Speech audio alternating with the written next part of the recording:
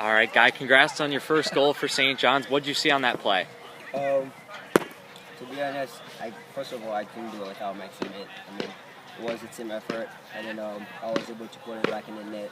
What I saw in this play is I saw the opportunity, and I just took it. How excited are you to pick up this one here today? Oh, that was my dream. Today, two of my teammates, they're like, Guy, you need to score today. I'm like, heck yeah.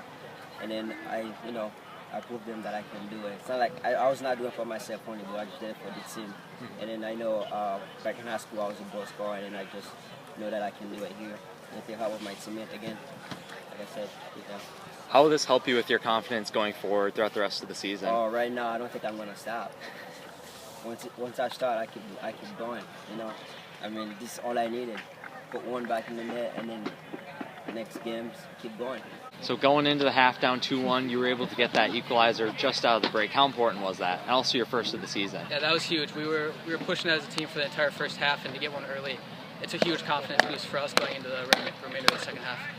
What did you see on that penalty that you earned there at the end of the game? I knew I had space to take the defender on one-on-one, and I was lucky enough to beat him. And as soon as I got some space, I felt the tackle from behind, and that was that.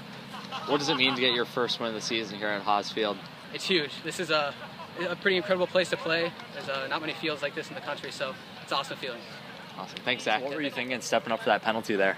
Man, heart was beating, but after that entire game, we all played super hard, so I kind of grabbed the ball and just said, gotta finish this now. So yeah, I was just pounding hard right there, but it was how to get it done. Was that the first penalty of your career? Here, yeah. Here? Okay. Yeah, it was. What did the goalie say to you when he came out? He just kind of wanted to intimidate me, but I mean, goalies tend to do that a lot on PK, so he was just kind of pulling the net, saying that there was a hole in the net behind, but there was nothing in. I mean, he got what he deserved. So 3 games unbeaten to start the season. How do you think you can use this role to just keep it going? I think there's a lot of work to be done. We tied our first one and won the last 2, but definitely lots of work to be done on every spot on the field. We got to look at our defensive side and our attacking side, but definitely it's something that is going to push us towards to the next game, which is Sunday in Dubuque.